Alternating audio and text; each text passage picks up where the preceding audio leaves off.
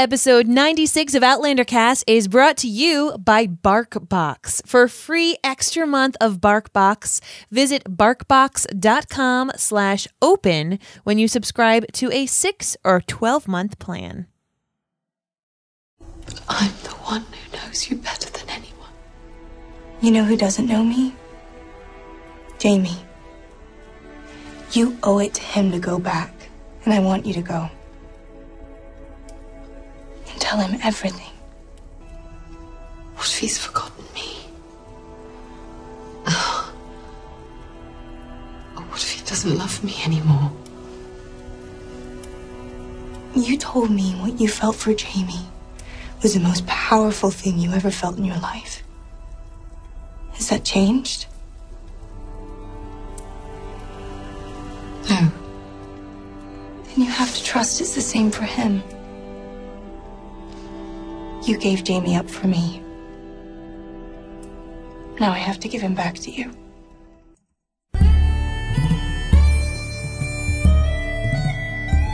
All the way from Cranston, Rhode Island, welcome to Outlander Cast. It's a podcast dedicated to the show Outlander on Starz. Sing me a song of a lass that is gone.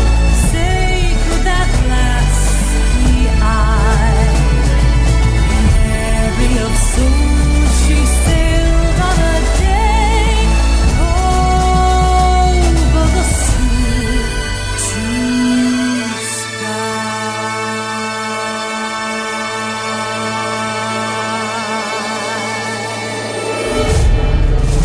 Hello, everyone, and welcome back. I'm your host, Mary Larson. My name's Blake. Whoa, and you're in puberty. And I just cracked my voice. That was awesome. Wow, that was not what I was expecting to happen right now. I'm not going to lie. You were all verklempt after that episode. Jeez, what an episode. What an episode. Seriously. Woo. Man, that was something. That was a surprise. That was a whole bunch of something. So super excited for you to be joining us here in Outlander Cast. Just as a quick reminder, I have read the books. Blake, my amazing husband, has not. He is starting to read Outlander. Wait, can you say that again? My amazing husband. Thank you very much. You're welcome very much. Is starting to read Outlander. You can learn his reactions. You can hear about his reactions to the book Outlander if you join our Patreon community at patreon.com/OutlanderCast. Shameless plug. But yeah, so he has no idea what's coming. This whole episode was something you knew was going to happen. Yes, I knew that we were going back. Yes. Because of the preview, which Correct. was unfortunate. And, that was one thing I think that we, as a podcast, addressed last episode. And it's something that we don't normally address because, we don't like to talk about the spoilers. But I felt that what they did and what they showed was so egregious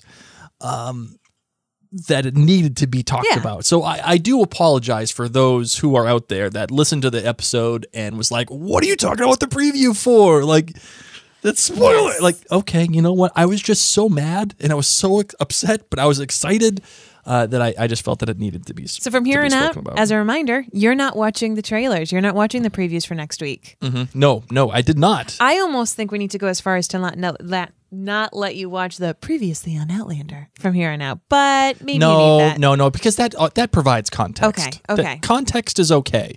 Knowing the future is no good.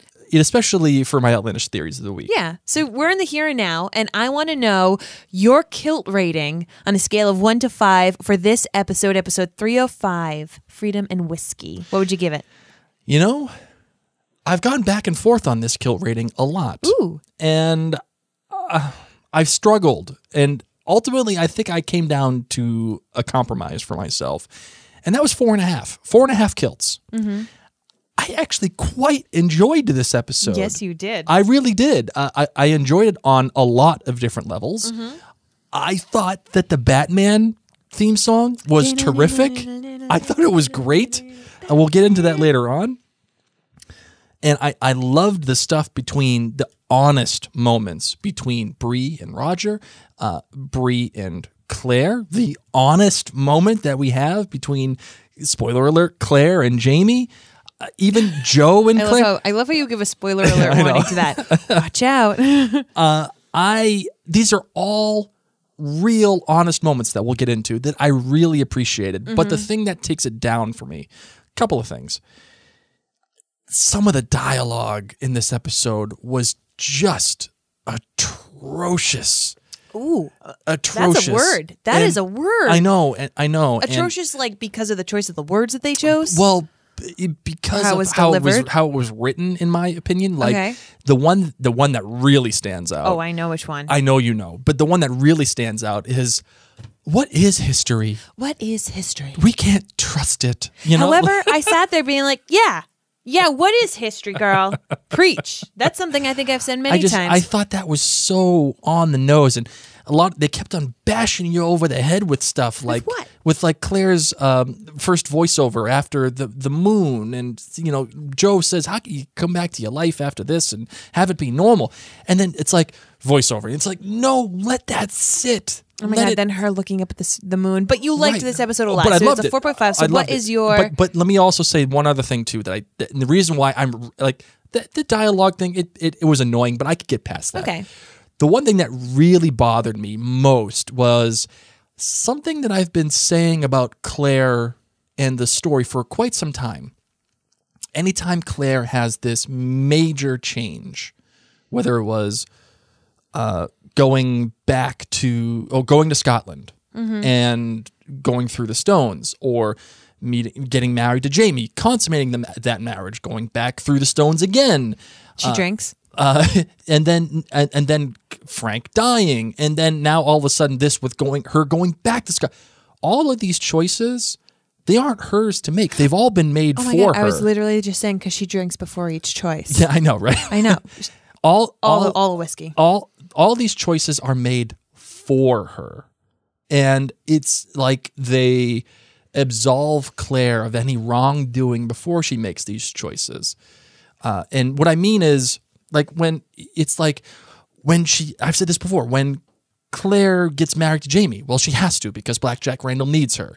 And then she has to have sex with Jamie. She has to consummate the marriage so that it's legal. Oh, shucks. You can't get mad at Claire for consummating a marriage when she's still married to Frank back in the 40s. You can't get mad at her because that's just what the plot demands. The same thing goes with her going back to the Stones. The decision is made for her. Jamie doesn't force her, but Jamie tells her, you need to go. You can't get mad at Claire for just following what Jamie wants. You can't get mad at Claire for moving on with her life after Frank because Frank dies. And you can't get mad at Claire for wanting to go back to the Stones because Bree absolves her. Why are you saying can't get mad at Claire? Who's mad at Claire? No, I'm just saying, like, Claire doesn't have any choices. Like, for me, I disagree. the drama is when you have a choice. She has choices. I'm sorry, you have an obstacle. Yeah. And you have two viable choices. Stay in Boston and or go to Scotland. Right. But the choice that's made for her is Bree saying, go. Go, please, get out of here. You do this. I'm okay. I'm grown up. It's not like Claire, by making this choice, upsets Bree. It's not like by making this choice, she loses anything. I completely disagree. Okay, that's fine. That's fine. I understand. I'm just saying that's my kill rating. Which is a 4.5, But what I'm which saying, is what... ultimately, yeah. what I'm saying is the reason why I'm giving it 4.5 is because of that. Other than that, I really loved this episode. Yeah, you did. I really did. I thought it was fantastic. Lots of great character moments.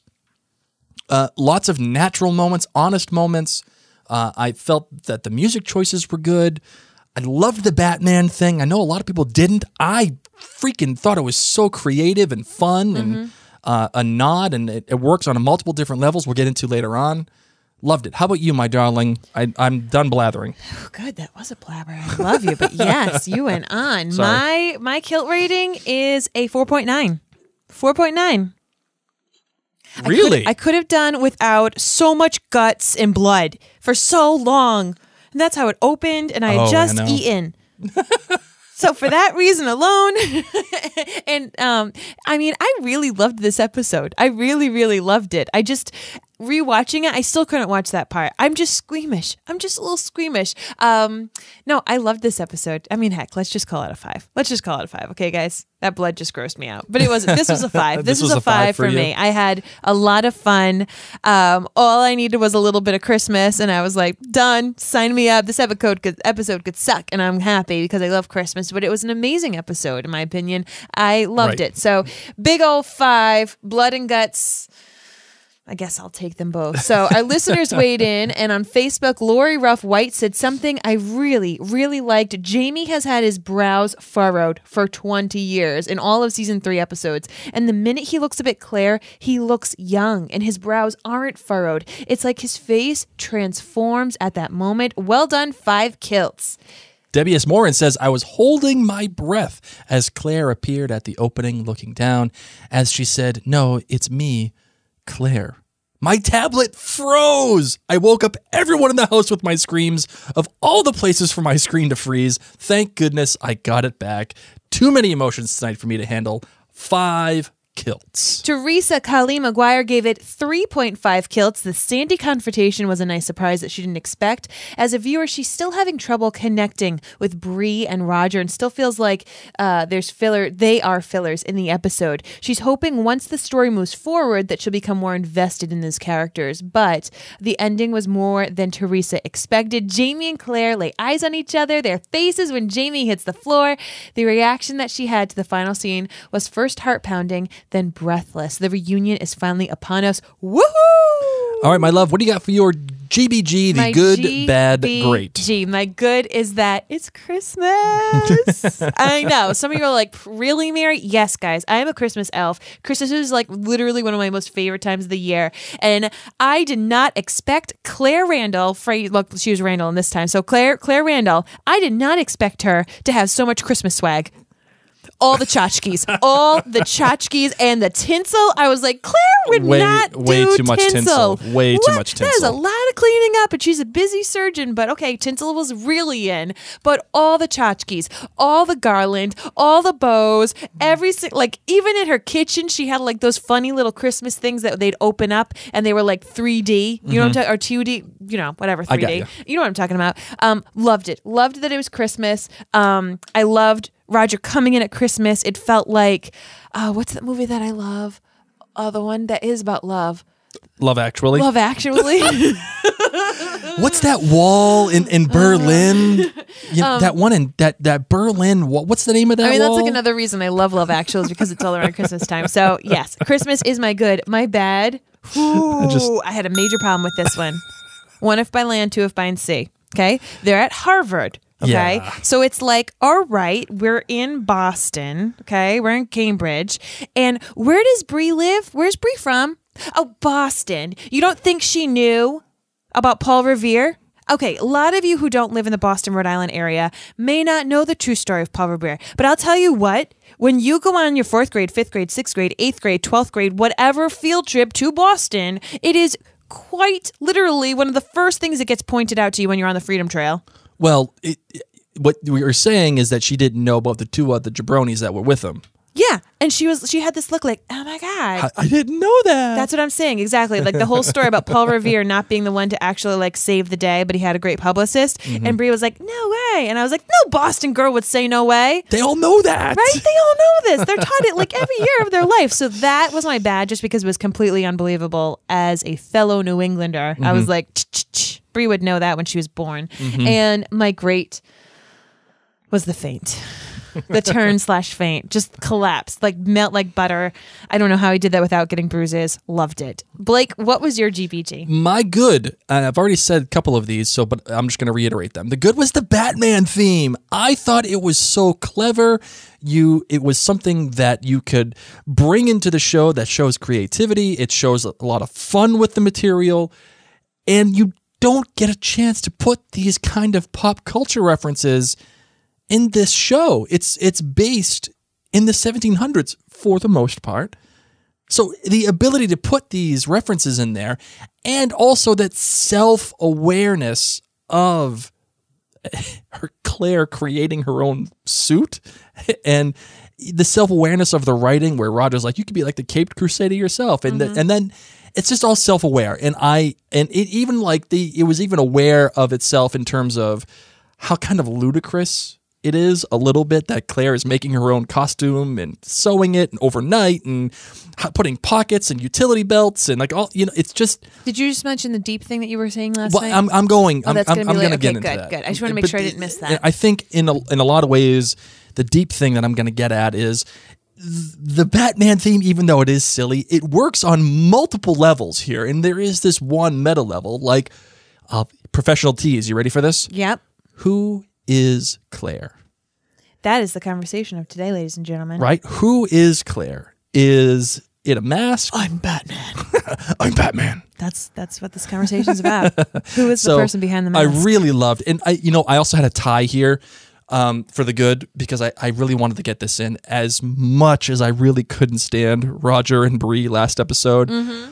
Finally getting to spend time with them. Yes. Finally getting something genuine and real and natural out of them. And the first real moment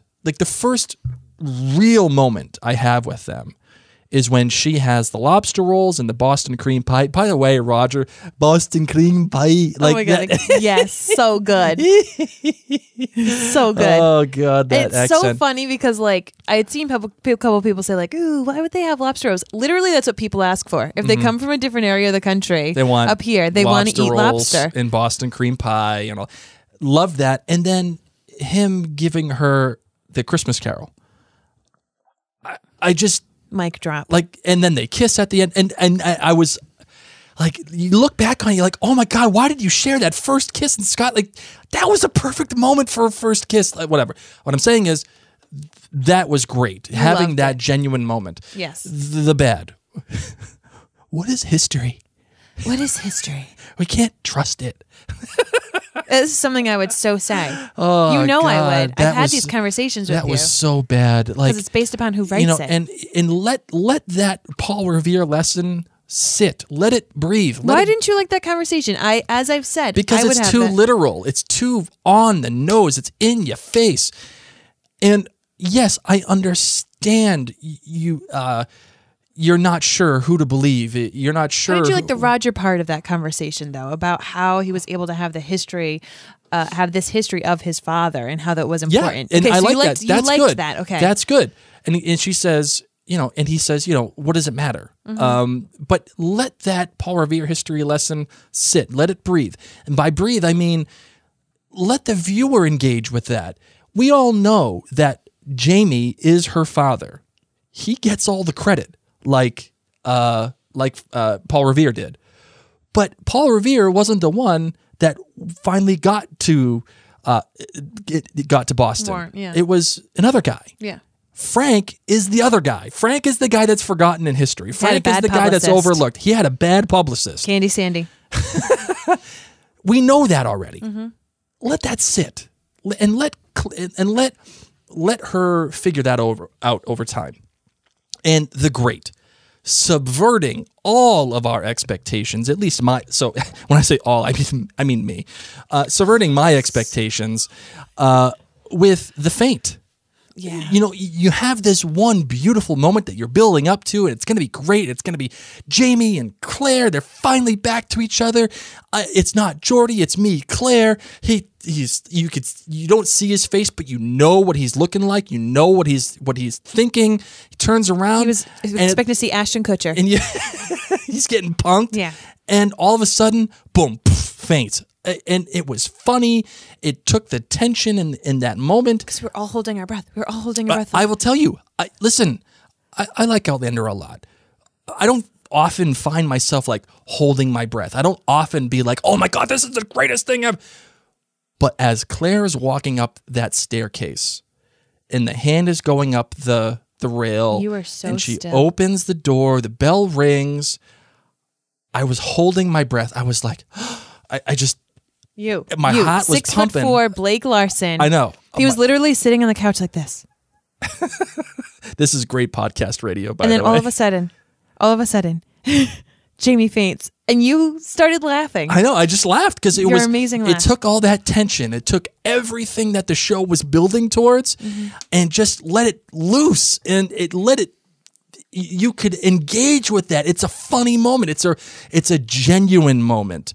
One that, I don't know if I would faint, but I feel like if I met my wife again after 20 years, I would be like, holy F, like, I can't believe this just. So that was my great, just subverting all of our expectations. Yes, I love it. All right. We've got a GBG from Paula Schlepp Frank. Love Paula. She said, wow, do I have some mixed feelings about this episode?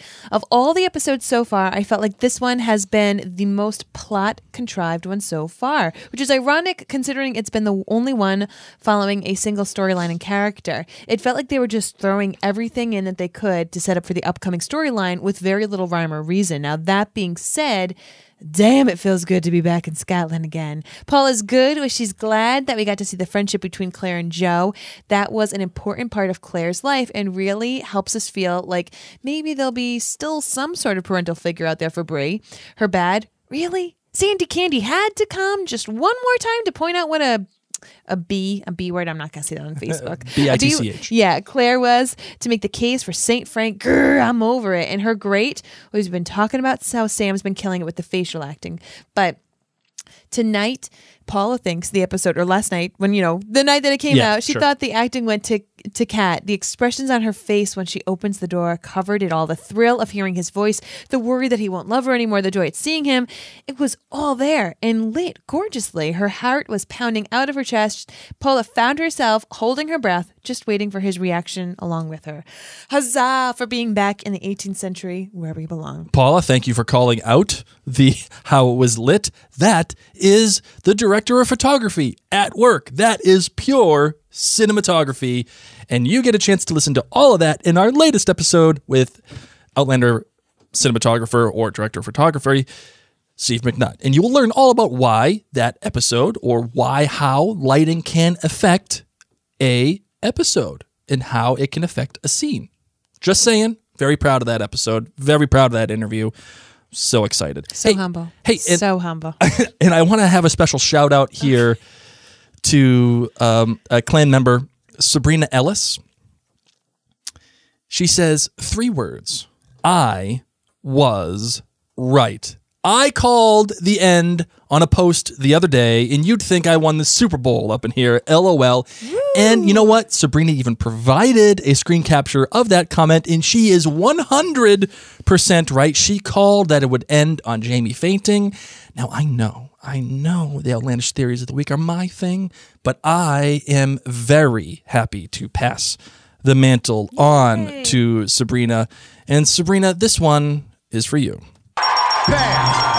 Just like that. A winner! So I'm very proud of you for calling that out. Excellent job. My darling, are you ready to get into this episode? All right, let's get to it.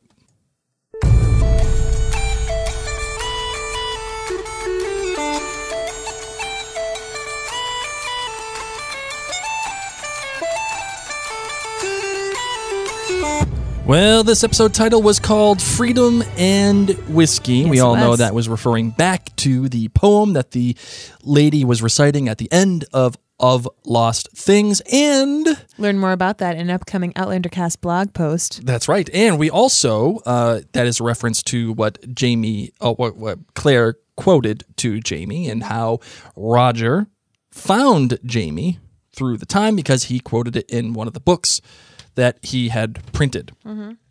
Written by Tony Graffia. Now, we all know who she is, but she is one of the masters behind Battlestar Galactica. She has also written episodes of Rent, The Devil's Mark, The Watch, La Dame Blanche, Faith, Dragonfly and Amber, and, of course, she wrote the last episode of Lost Things, and she also has writing credit for the finale. So this will be the final episode that she writes before episode 313. So excited. This one was directed by Brendan Maher. This is his final episode. He directed The Battle Joined, All Debts Paid, and Of Lost Things. And the DP was not Steve McNutt this time. It was Alistair Walker. And he has done all of the episodes with Brendan Maher. So every episode that was directed by Brendan Maher, The Battle Joined, All Debts Paid, Of Lost Things. And this one, Alistair Walker was the DP for. So this episode, you know, a lot of people either loved or hated the Batman thing, but you know, we found it quite interesting about the dual life that Batman has. Right. Who are you? And, Are you? and I wouldn't even say dual life. I would say half-life. Ooh, yes. Half-life. Yes. Because like you said, who is Batman? Yeah. Is he Bruce Wayne? Is he Batman? And so in this is Claire, the surgeon, Claire, who is a mother of an adult woman, Claire, who is a widow, or is Claire going to Scotland? Right. Is Claire the person that belongs with Jamie? Is she the one who belongs in the 1700s? And that's why I felt like the Batman thing, again, while silly, worked on so many different levels, because when you start thinking about it, Batman is, you don't know if Bruce Wayne is the mask, or you don't know if the Batsuit is the mask. And I loved even Claire looking at herself without her makeup on. You know, this makeup so far in this season has been very, very extreme. And I've been thinking of it as a mask. You know, it's for a lot of women, myself included, I put on more makeup on days when I need to feel more confident, when I need to feel like I can put on my face and show the world I'm ready to go. And this is something that Claire can do that she can control. This is something that she can do to look a certain part, even if her mind and her heart and her soul is a mess, this is going to look right. So I loved that shot of her with no makeup on while she's really examining her face, seeing her true self. And I was like, you have taken off your mask. You are finding you again. You know who you are. You know what you want to be doing. So let's delve into the half-lives of Claire in this episode. Right. I feel like Claire has... Well, I don't feel like I know it, and I think everybody else that's listening to this and watching on Facebook Live, they all know that Claire has lived half of a life with Frank and even Brianna. I'm comfortable with saying that. And this entire first... Until now, I mean, until she's been able to be honest. Right. With Bray. This first third of the season has been in service of that half-life. It's been in service of telling you what was happening as Claire navigated her existence without Jamie. And even her accepting that Jamie wasn't a part of her life. I mean, I just, you know, yes, she's a surgeon. Yes, she has all of these things, but she doesn't have the one person that she's madly in love with. And that's her half-life. And now that she's able to get back to Jamie and go back to Scotland, now I think, and it's funny, it's hard to say that with your children, you're still living a half-life, because Brianna is there. She is, you know, a real tangible gift of Jamie to Claire. She's part of Jamie. But I still don't feel like Claire was able to live her life the way that she wanted to. And one of the few people who are actually able to see this is her best friend for life. Right. Dr. Joe. Right. And even Dr. Joe says half-life. You know, you're living a half-life. And, you know, by the way, the scenes with Dr. Joe, big fan. Oh, yes. Big yes. fan. Big, yes. big, yes. huge fan. Tell me, why were you such a fan? I want to see if we match up with this. Why am I such a fan? Yeah, why were you such a fan with Dr. Joe? I think he's doing a phenomenal job acting. Like, I just feel like that's who this actor could be. He could just be speaking like that. I love how he sees Claire as an equal. When we've been seeing so much sexism in this time frame.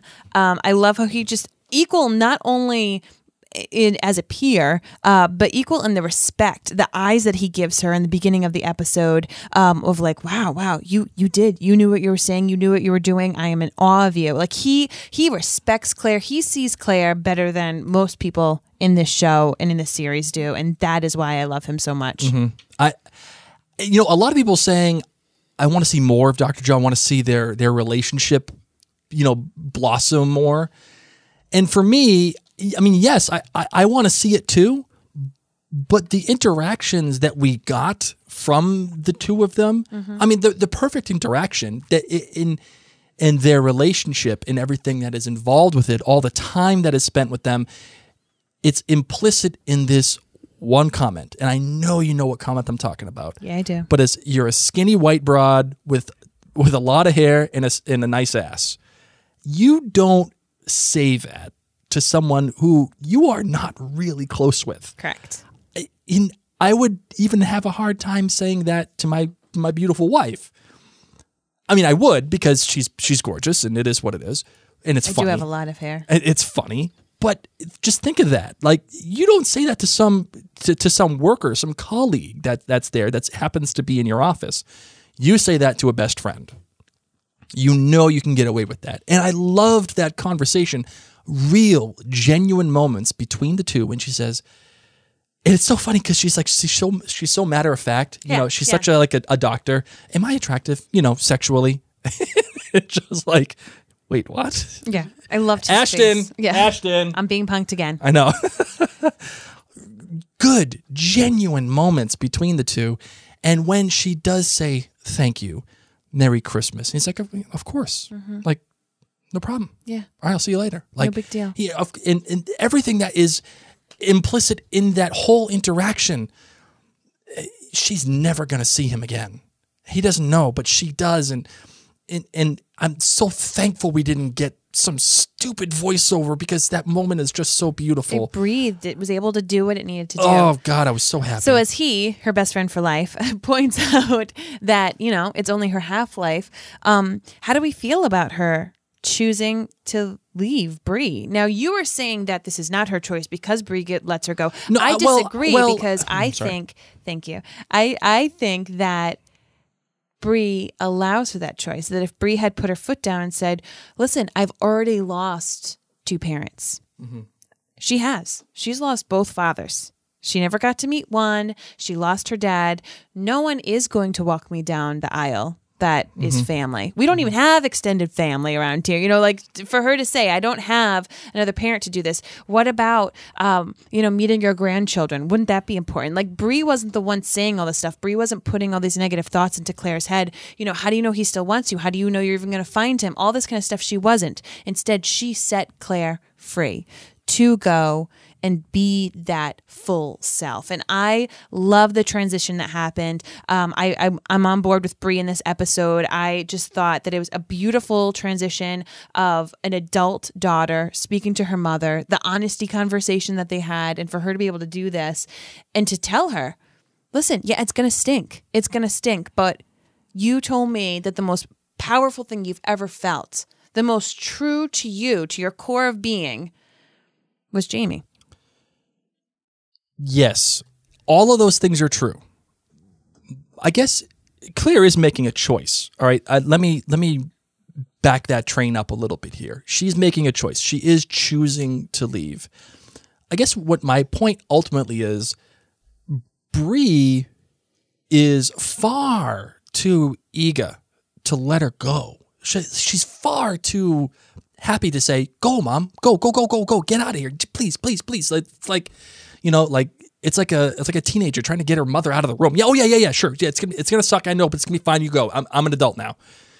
That's the way that it felt to me, and because of that, for me, it takes away the emotional weight of that decision for Claire. She doesn't have to worry that Bree's upset. She doesn't have to worry that she isn't going to be there, because Bree says it's okay. You wanted like a crying Bree. You wanted like a sad, even though Bree just said she's a lot like Claire. Sure, yeah. I do want that. Because Claire wouldn't have done that. Claire would have been very rational. Claire would have said, and Bree said, I'm not like my fathers. I'm like you. Claire would have said, no, this is what you need for your life. I've had you when I've needed you. I don't need you that same way. But here's the problem that I'm finding with Bree. And I think ultimately my real issue here is not Sophie Skelton. I think my real issue is with the writing for Bree. I think the writing for Bree sometimes just doesn't make sense. And the reason why I say that is because her character motivations are all over the place. Because she needs some help.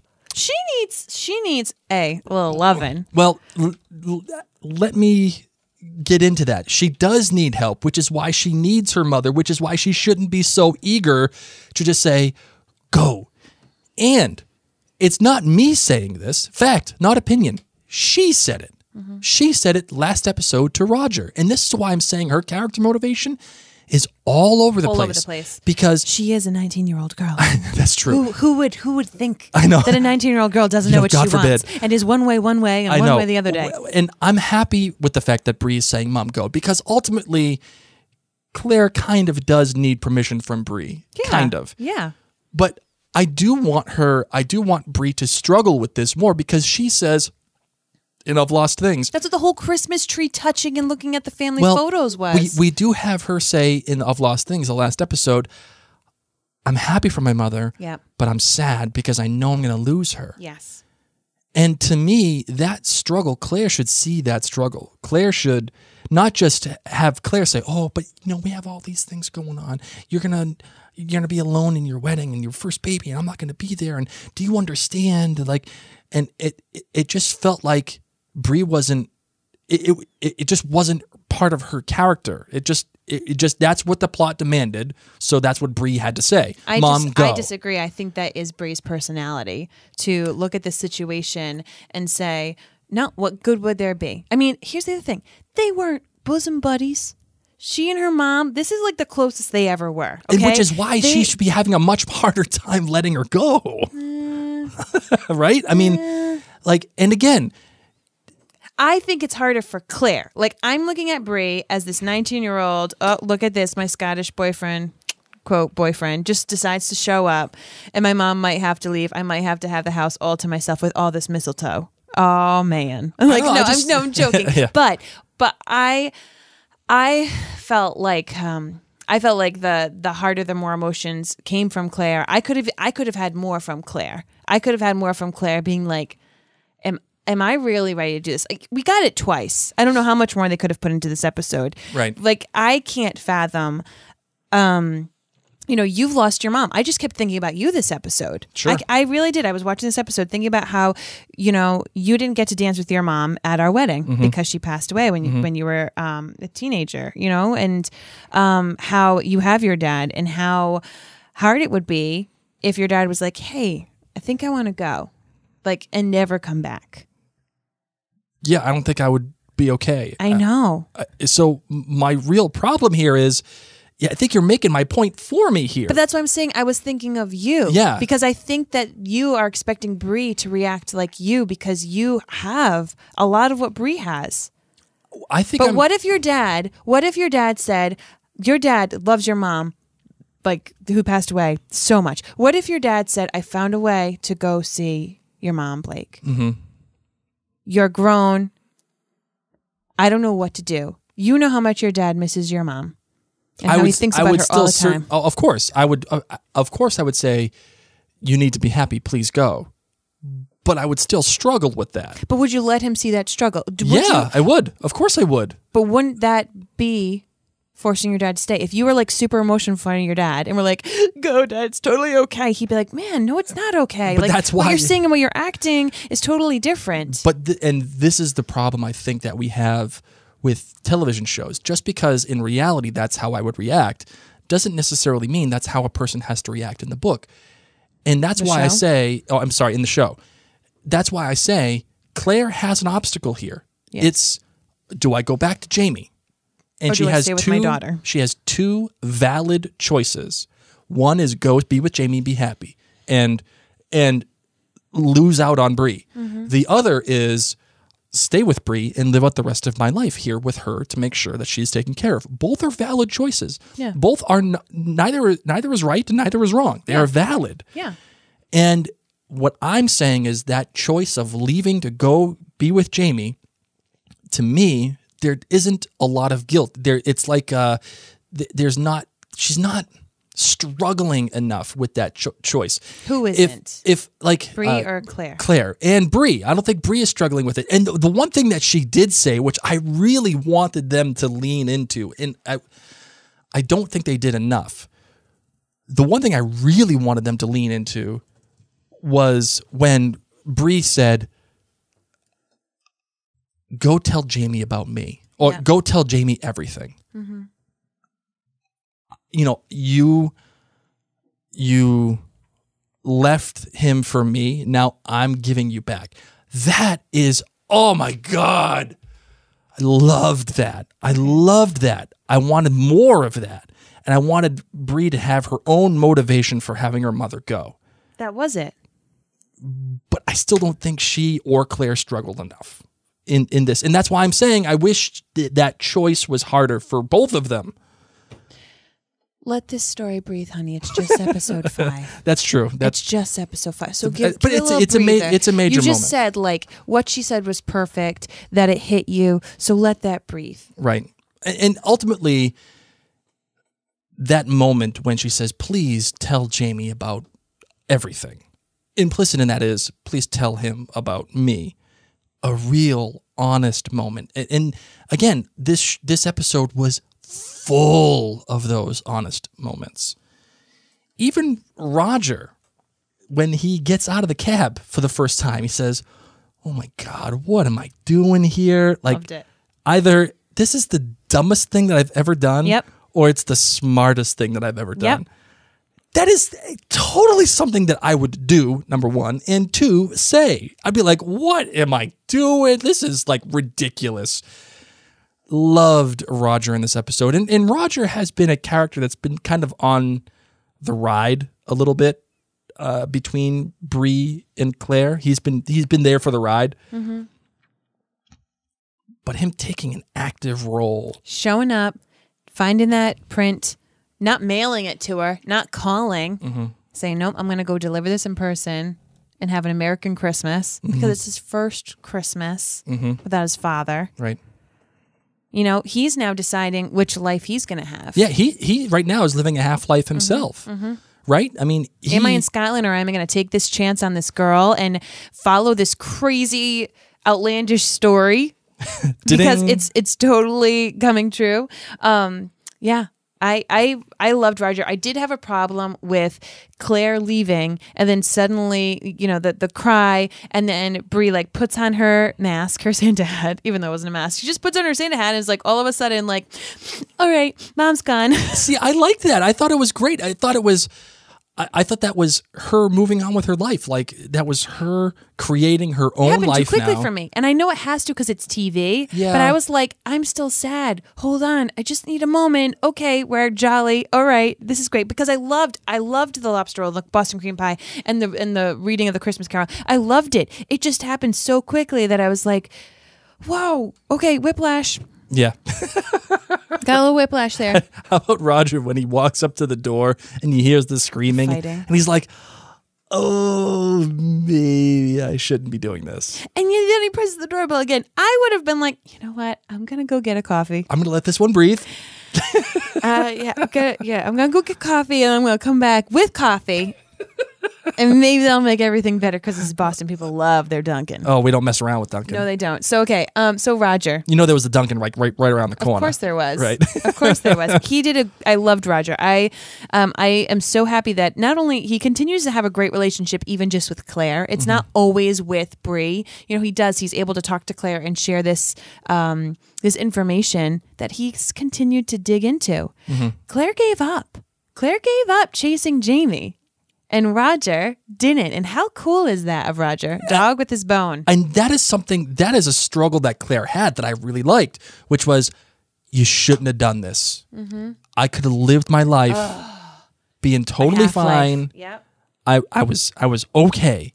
And now you came and you got my hopes back up again. You shouldn't have done it.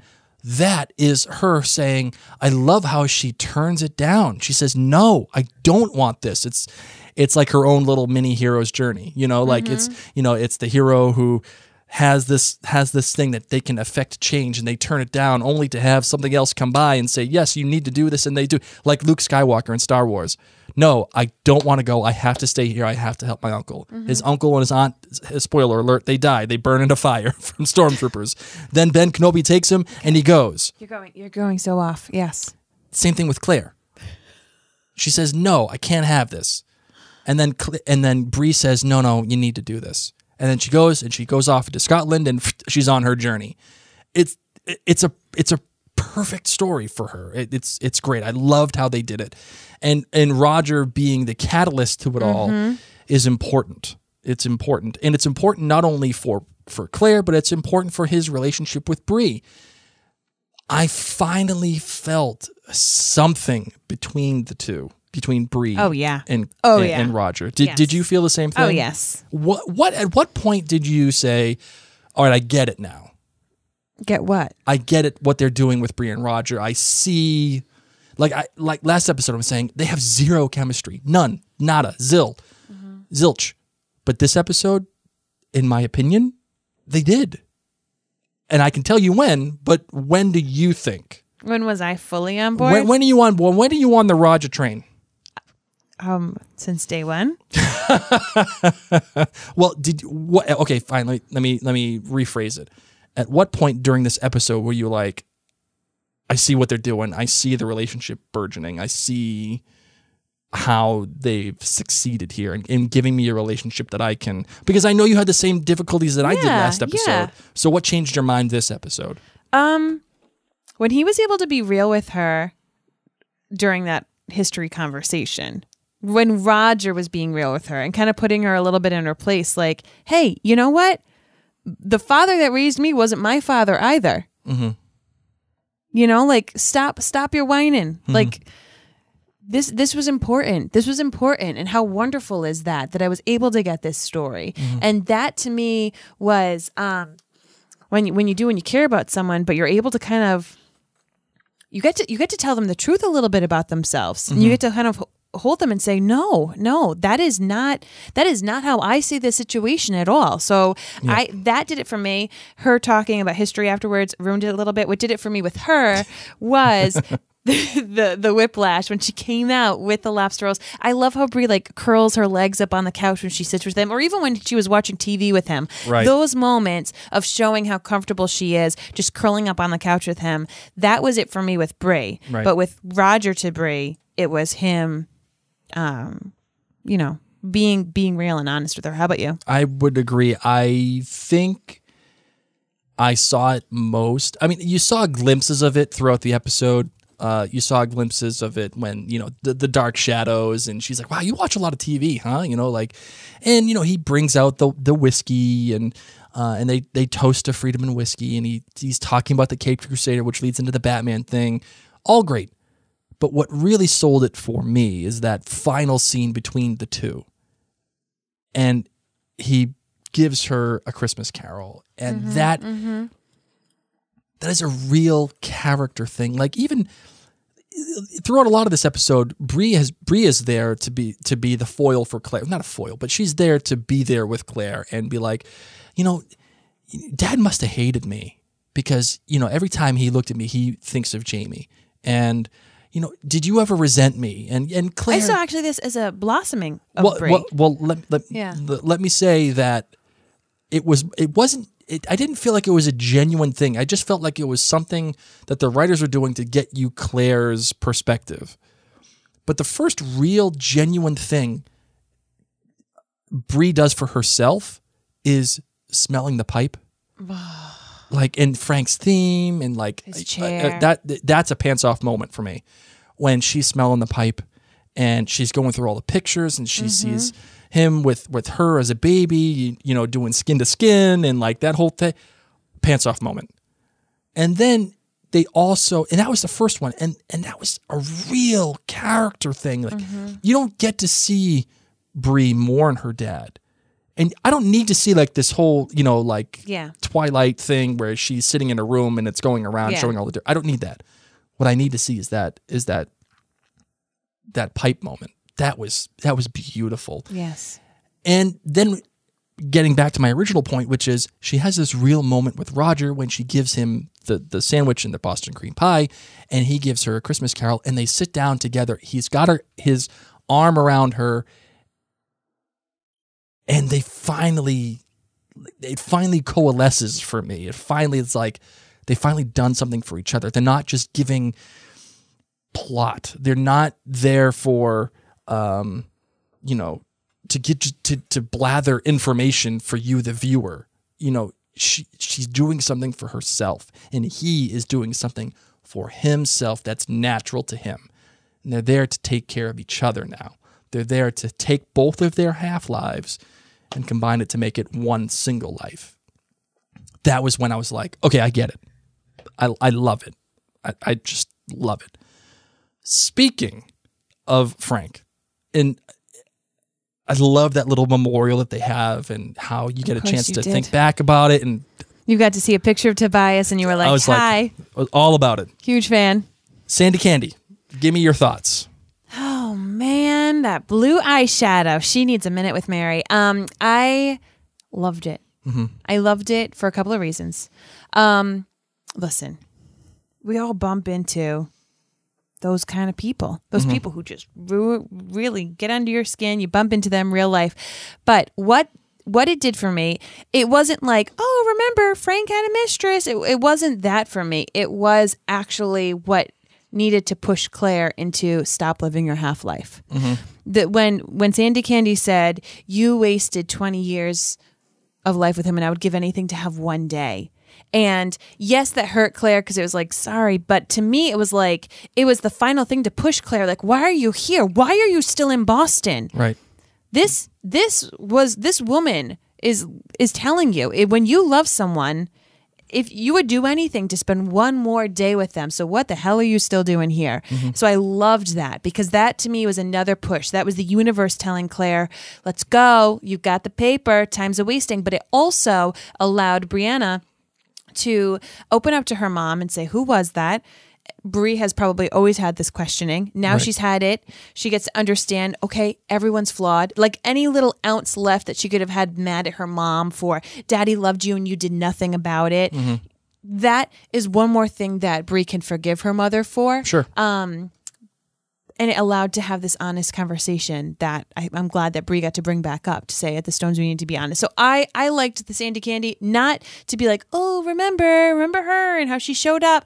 No, I liked it because it pushed, it like smacked Claire in the face with a fish. It's like, what are you still doing here, girl? Okay, come on. We know he's in Scotland. Let's get going. Why are you wasting time? Right.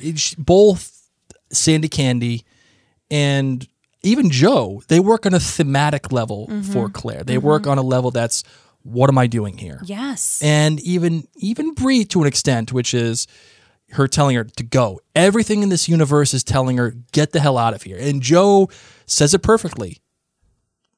F fate. F fate. You make your own fate. You do your own thing. Go back. And I like the whole, I mean, is it convenient that she's there? And is it convenient that she just happens to run? Of course it is. But what it does for Claire is it pushes her in that next Of course she'd be at his memorial thing. Yes. Right, but is it convenient they just happen to run into each other and, oh, hey, this is Claire. This is his wife. And this was his former student. Like, okay, what are we doing? But I liked it. Me too. I thought it was good. And I also kind of understand where Sandy Candy's coming from. She's saying to Claire, you were the one who screwed all this up. You were the one who kept Frank away from me. When she says that she's selfish. She's selfish and you wouldn't give him up. You had to live the lie. Now listen, is she right? No, not necessarily. Because Claire and Frank both, Claire was the one who said, let's get a divorce. And Frank said no. And is she right? Is Sandy Candy right saying that Frank was there for Brie? Probably, yes. And is she also right for saying Frank loved you? Yeah. Yes, I think that she is right. But I don't think she's wholly right that it was all Claire's fault. It wasn't. Well, she got the one side that she wanted to hear. Right. She, from her own perspective, is saying, F this lady. Yeah. It's all her fault. I could have been happy. I could have made him happy. This blue eyeshadow. But you had to F it up. So I actually kind of quite liked Sandy Candy and everything that she had to bring. Yeah. To on a thematic level at the very least. I agree. To the episode. Just to further push her into that. So we're going to take a quick break to tell you a little bit more about today's sponsor. A reminder that today's sponsor is Bark Box. It's a monthly box of dog goodies. I love it. I love the whole idea. So it was established in 2011, and it's committed to making dogs happy. They work with local and independent businesses to achieve this. They only work with vendors who care deeply about the health and happiness of dogs. You know, it's awesome. There are there are all types of dogs that get to have this. So you could have a big dog, you could have a small and cute dog, you could have a 1, 6, or 12-month plan. So tell me a little bit more what you know about BarkBox. Right, yeah. Again, you can choose the dog that you get. You get to choose the box for your dog, the size of your dog. It comes with size-appropriate toys, size-appropriate treats, and it's all good natural products that they make, and they're good for the dog. And it gets to be a little surprise. It's 4 to 6 natural treats and fun toys. So it's just like your dogs are getting a fun little present. Right. Every month. I love it. Every month. I absolutely love it. And you get a chance. I mean, for those of you, you know dog lovers. I mean, you love your dog. They're like your own child. They're your own breed. You know, you're out there and you're taking care of them. You want to give them the best that you possibly can give them. So, whether it's your son, daughter, or a family member, or someone who's a friend who has a dog, this could be a great gift to give. It's holiday season. It's a great gift for your loved one. So remember, there's numbers of ways that you can send a gift and make this pup really lucky and happy. And it keeps on giving because you can make it a subscription. So if you're thinking and you have this friend or this family member in mind with holiday season coming up and you're like, what am I going to get them? Do they love their dog? If so... And remember, for an extra free extra month of BarkBox, visit barkbox.com/open when you subscribe for a 6 or 12-month plan. Now, my love, now that we're back to the episode, can we just talk about the transition that Claire made when she was saying, okay, I'm going to go back, steps into the puddle, and she's in Boston, and then boom, she's in the 1700s. Did you like this transition? Yep, I did. I actually really, really did. Okay. I loved it because it is something that is pulled from the books. I loved it because I don't know. I always love seeing carriages in this show. I know it sounds weird, but I have like carriage lust when I watch these carriages. Carriage lust. Hashtag carriage lust. Right? I don't know. The carriage moments always get me. They're always someone, I don't know, each carriage scene I see, I've loved it. So this is just another one. It reminded me of the hand holding. And coming off the plane into Boston yes. and then coming off the boat into France. It reminded me a lot of that. And I just felt home. I was nervous, like, oh my God, they have so much time left and she still has to get to Scotland. She still has to go and touch the stones and has to get changed. She packed that whole bloody outfit. She has to still have to get changed in it. And I just love that we got to skip that and step in a puddle. Right. And now I'm never going to look at puddles the same way. And I understand why some people didn't like it. I understand why some people think it's a cop-out. I don't. I've already seen the stones twice. And exactly. The reason why I don't think it's a cop-out is because if you have her go back to the stones again, and we have the buzzing and the hand touching and the this and the that and the da, it takes away from the other times you actually see her, the emotionality of those two times. It's like, okay, here we are again. Claire's gonna go with both hands and touch it, and we don't need to see it. We've seen it. It's our first time at the rodeo. Yeah, we already know it. And again, I don't want to undercut the emotionality of those two other scenes. How could you ever take away from the dancing at the end of Dragonfly and Amber? Both hands touch. I love that scene so much. It's the cover of OutlanderCast.com. Right. So you're saying the druids dance, the ladies dancing, and then Claire's first time touching it, and then exactly like you can't copy or even like stand next to that. So it's never going to live up to it. And there's no sense in even engaging in it if it's never going to live up to it. I think no. It was the right choice. It was the exact right choice to avoid the stones. I think we're frozen. Is there anything else that you'd like to cover in this episode, my darling? I loved Claire's outfit. Oh, yes. She made it so fast, I can't even handle it. Just overnight. I love that she made it out of raincoats, and just that whole scene, the extra little pockets, what she's bringing. Very, very well thought out, very Claire. blue once again. And when she and Brie were having that fight, she was wearing blue again. So I'm just loving that we're continuing this blue with Claire. And I just, that little bit with Jamie and just Claire touching everything. One thing that I wanted to point out was how many times we saw her ring that Jamie had just given her. I really love to see the different rings that they are making sure to catch. And all but one shot of her hands was with Jamie's ring, which was really cool. So how about you? The one thing that I loved most about this scene, and it's not anything different. I mean, it's not anything huge, but the emotionality of this scene is what is building up. It's this, we've talked a lot about this all season. Tension rising and falling. And you've done a good job when you can get tension to its absolute breaking point, only to have it go, to have it released again and only to be brought back up again. My one real love of this scene is right before she opens the door. And it reminded me of The Godfather.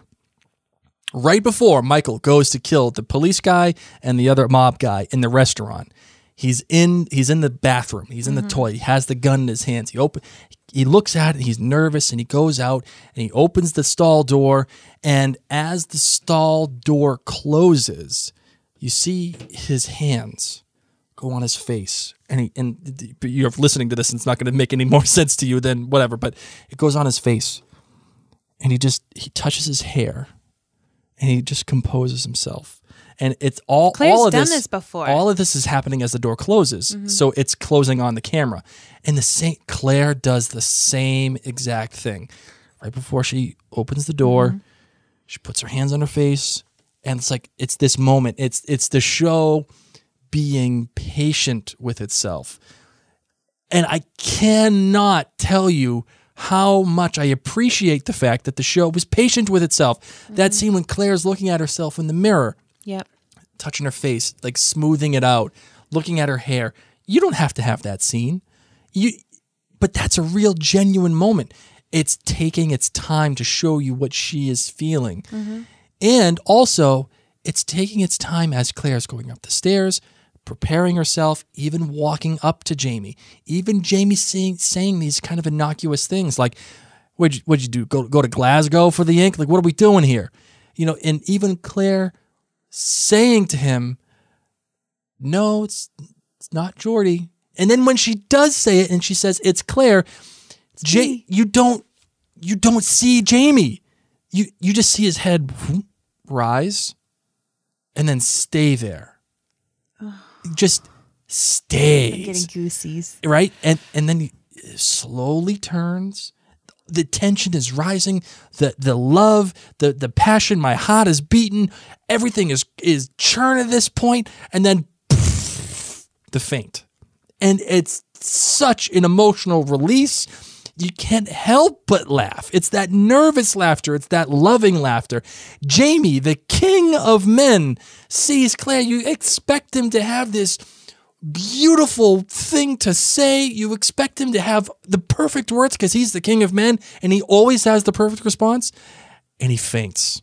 Oh, my goodness gracious. Perfect. Perfect. Perfect. Perfect. Perfect.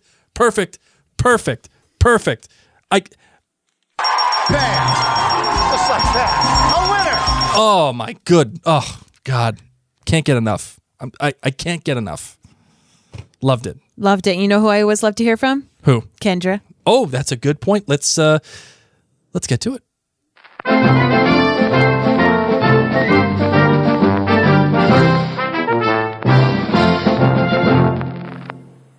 Hey, Mary and Blake. Well, honestly, I've been having a bit of a hard time finding things I liked about this episode. I know this is an unpopular opinion, but the worst offender here is the script. So many lines here are clunkers, and it's to the detriment of the actors doing their best with what they're given. Here we get as Scottish as they come, followed by as serious as it comes. Katrina struggles here, though who can blame her? Another offender, besides the dialogue, is the pacing. We blow through some important stuff so fast we get zero context. So important moments in the book where we establish new character insights get demolished, like the bones. Because they completely skimmed the significance in this just to set up an old murder mystery to be solved in the past, we aren't told that Claire, during her years as a surgeon, has been able to touch patients and instantly diagnose them by instinctively feeling their ailments. Joe Abernathy knows this already and has brought Claire the bones as a test. He wanted to see if she can do her little party trick with a dead person. Also, bringing up Jamie while standing over the bones of a nearly decapitated woman? Weird. It's almost as if we have to shove something in at the end completely unnecessarily. So that I don't sound relentlessly negative, I'll say I love Roger so much in this episode. Bree is growing on me, and the picture of Frank holding baby Bree made me tear up. Mm-hmm. I loved the shout out to Dark Shadows, and I loved the use of Diana's puddle prologue instead of the stones. It's one of the most beautifully crafted parts of the narrative and was a really clever transition. Finally, we get to the part where the pitchforks come out. But I'm sorry. They should have cut to black after the bell chimes. We did not need the print shop here. The feint and the pan to her shocked face and then boom, black. Talk about soapy. That's a Friday cliffhanger if I've ever seen one. Just you wait till Monday. The print shop should have been left intact in one single episode. This scene is so strong in the books, it makes no sense to break it up. I love Jamie fainting in the book. It's hilarious and adorable at the same time, but this feels less like much-needed humor and more like melodrama, simply because of the way it's placed. Seems, however, that very few people share my opinion, and that's okay. I'll let you keep your print shop goggles, and in exchange, I give you 3 kilts. Oh. A generous 3 kilts. See you in 2 weeks for what I hope is a palate cleanser. Sayonara from Japan. Thank you, Kendra. Wow, Kendra. You know, I think we came on hard last episode. Yep. And I think you came out fists ablazing on this episode. I love it too. Love it. I love everything about it. I disagree with you on most of the points. However, I will agree with you on one point, which is this. The bones. The bones with Dr. Joe and Claire, it was wonky. It felt like it was shoehorned in. Random. It was like, so what random. What are we doing here with this? I didn't get it. I have an outlandish theory, but I didn't get it. Mm-hmm. I don't understand the context. I don't understand what they're trying to achieve. It just Like, what are we doing here? What are we doing? Are you Indiana Jones? Oh, out of man. I was not a big fan. It just didn't make any sense. It felt like it was there to serve a purpose for later on, which is part of my outlandish theory of the week. Let's get to it. So I won't get into it. Are you ready for the outlandish theory of the week? You won't get into it because I think you're about to. I know that's a valid point. I want to let you know that this outlandish theory of the week is brought to you by Celtic Eternity. Please visit CelticEternity.com. That's CelticEternity.com and get 10% off any Celtic or Scottish ring with the coupon code OutlanderCast, all one word. Trust me, you want to take a look at this, CelticEternity.com. Beautiful rings. If you or a loved one wants a ring, or hey, maybe you're getting married, I don't know. I'm just saying, you love Outlander, you want to get a Celtic ring, this is the place. See Mike, he'll take care of you. All right, you ready for the outlandish theory of the week now? Yes, I am. All right, so my conspiracy theory brain was all aflutter. Oh my god, I was going through the roof with these bones, right? The bones. Oh, the bones is what did it for you. Oh okay. my god. Okay. First I thought, oh, those are Claire's bones. She's looking at her own bones. I love this. Right? I love this. But then I realized that Dr. Joe said that the woman died when she was in her 40s. Claire right now is in her 40s. I don't think that they're going to have Claire die anytime soon, because if they did, there wouldn't be a show and there wouldn't be 1,500 more books that Diana wrote, right? So can't be Claire. But Claire is oddly aware of this person. She knows that she's a white female. She's in her 40s. And Joe tells her that. Yeah, and clearly they are setting something up here for later on, because I just got a feeling. I got a feeling. Right? You want to know who I think the bones belong to? Tell me, because I bet it's fun. Gayless Duncan. Interesting. That's who it belongs to. It's Gayless Duncan. Because it's a 40s female. It's someone that we already know. It's someone that Claire apparently obviously knows. And they find these bones in the Caribbean. Why do we need to already know this person? We have a whole season left to talk about. I just feel like they wouldn't have introduced it without us knowing who they were. So I feel like it's Gayless Duncan. That's who I feel like it is, because we know that she did not die from the Devil's Mark. She was spared to have the baby, which is part of the lineage for Roger Wakefield. So we know that she didn't die because Roger's there. So it's got to be Gayless. In my opinion, that's that. However, I have a 2-for-1 deal for you this week. I have 2 outlandish theories of the week, and I'm quite proud of this outlandish theory of the week. Do you remember how I said Jamie at one point last episode is going to have to choose between Claire and Willie? Yes. I feel like Claire at one point, because of this choice, is going to have surgery on either Jamie or Willie to save them. Specifically, because we saw the surgery portion, which is foreshadowing for what, number one, what Claire's skills are, how she knows what she's doing. She's taking the tools back in time. She's taking the penicillin back in time.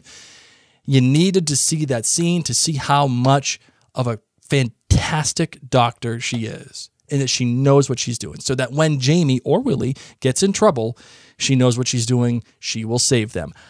Personally, I think she's going to save Jamie. I think it's more appropriate that she save Jamie, but it would be something. It would be poetic if she were to save Willie, the love child between Jamie and Geneva. I think that would be great.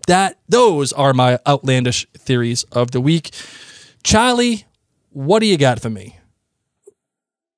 Mock me.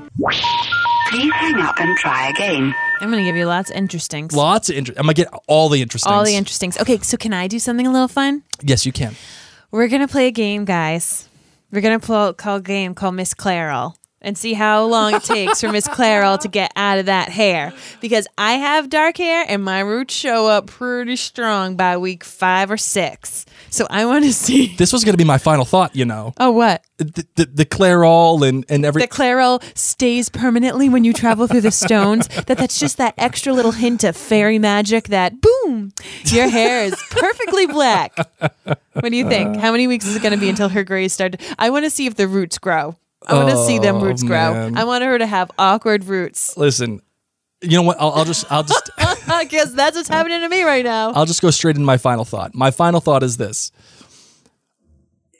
I was wondering how they were going to handle this, how they were going to handle aging Jamie and Claire. Okay.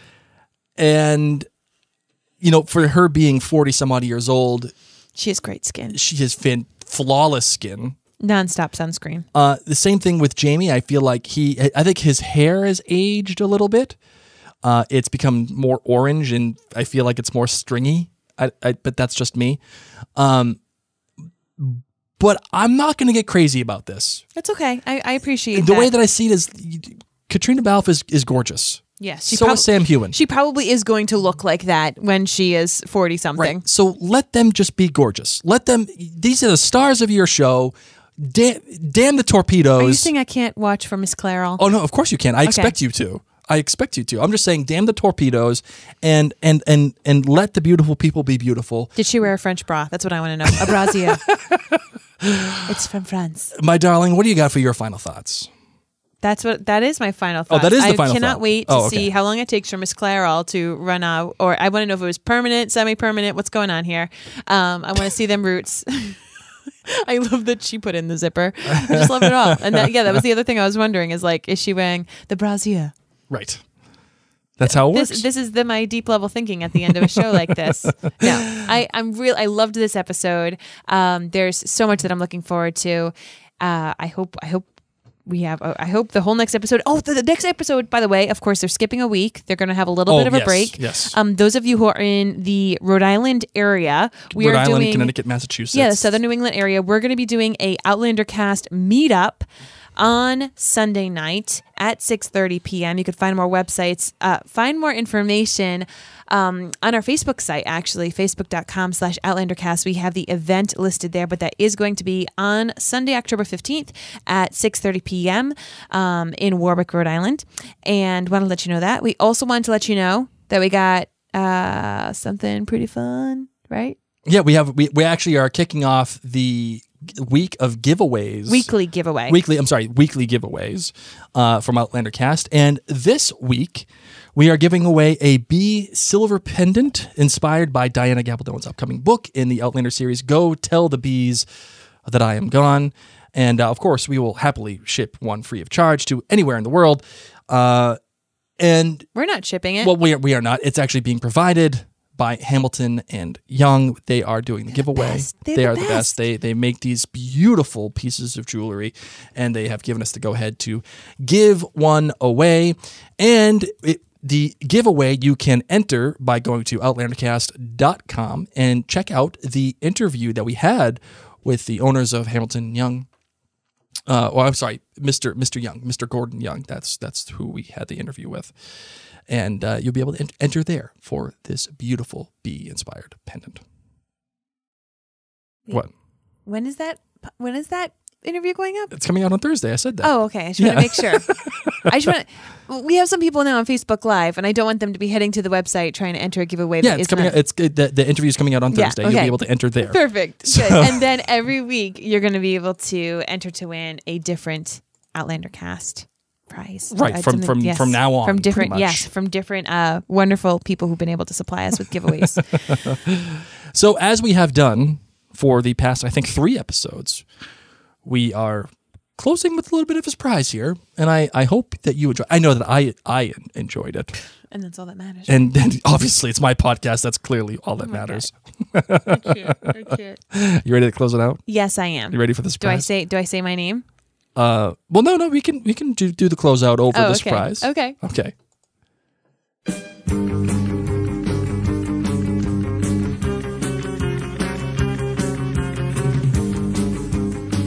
All right, ladies and gents, my name is Mary Larson. And I'm Blake. And you've been listening to Outlander Cast.